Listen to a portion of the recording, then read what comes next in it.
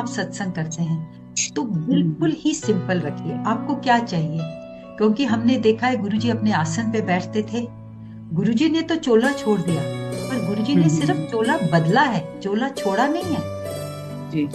अब वो हमें अब नजर नहीं आते, बट वो गुरुजी हैं, उसी आसन पे बैठे हैं। तो जो भी एक सिंपल सी चेयर आप गुरुजी के लिए लगाइए। It doesn't have to be any fancy chair. आपको नई कुर्सी नहीं खरीदनी। जो आपके घर में चेयर है, देखिए आप समझिए कि आपका सबसे प्यारा गेस्ट अगर आ रहा है घर में, आप क्या करेंगे? जी।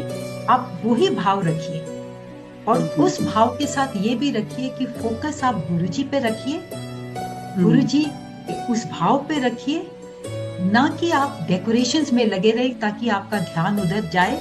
और बहुत ज्यादा जब डेकोरेशंस होती हैं तो जो संगत बैठी है वो भी गुरुजी की तरफ फोकस करने के बदले उन चीजों को देखते रहते हैं, उनको निहारते रहते हैं कि ये फूल कितने अच्छे लगे हैं, ये मूर्ति कितनी अच्छी है, लाइट्स कितनी अच्छी हैं, उन्हीं को संगत देखती रहती है। तो गुरुजी से फोकस हट जाता है। So you just need any one nice chair in your house.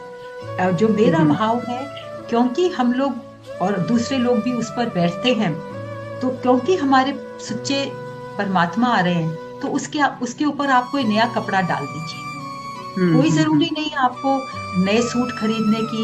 ये भी प्रथा है कि and you know this is an evolution. जब शुरू में मैंने कोई सत्संग किया, जैसे किसी ने मुझे गाइड किया कि आप एक नया सूट लाइए अनस्टिच्ड, वो ही बिछाइए उसके ऊपर, उसका दुपट्टा जो है वो चेयर की साइड में लगा दीजिए, मैंने वैसे किया। But now over time I don't feel the need of doing that.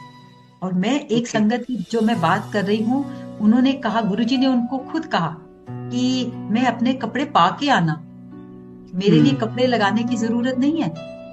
तो आप इस भाव से निकल जाइए कि आपको नया सूट लगाना है। मेरे विचार से, क्योंकि अगर जो वो घर का सिंगल सोफा है या कोई भी कुर्सी है, क्योंकि हम उस पे बैठ चुके हैं, दूसरी संगत गेस्ट हमारे आके बैठते हैं, तो आप इसके ऊपर एक कोई नया सुच्चा कपड़ा लगाइए, क्लीन। चाहे वो कपड़ा आपका कि उस पे आपने बाद में सूट का कपड़ा रखना है, बट ये ध्यान रखिए कि कपड़ा साफ हो और चुभने वाला ना हो। बहुत बार मैं देखती हूँ कि इतने जरी के काम होते हैं, उसमें इतना बीड वर्क हुआ होता है। मेरा भाव ये है कि गुरुजी वहां बैठेंगे, बहुत नरम होना चाहिए, किसी किस्म का उसमें ऐसा नहीं होना चाहिए कि वो देखने में तो बहुत सुंदर लग रहा है पर शायद चुभ रहा हो जो बैठेगा। आप अगर बैठेंगे उस पे तो आप बैठ पाएंगी। सो